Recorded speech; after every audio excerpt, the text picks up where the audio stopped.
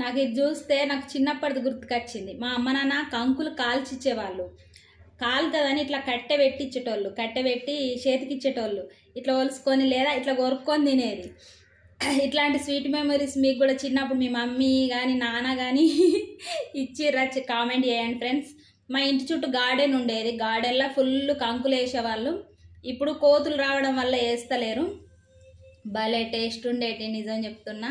వెంటనే ఇరుసుకొని తినేవాళ్ళం. ఒక్కొక్కసారి పొట్టుతోటే కాల్చుకొని తినేటోళ్ళం. అబ్బా అవి మళ్ళా రావిగా. కోతులతో సాతనైతలేదు, కూరగాయలు ఉంచలేవు, ఏవి ఉంచలేవు. ఎప్పుడన్నా పోయి తిందామన్నా కూడా ఉంటలేవు. ఎప్పుడో ఒకసారి పోతాం, పెళ్ళైనాక ఏం పోతాం, ఎక్కువ ఏం చేస్తాం.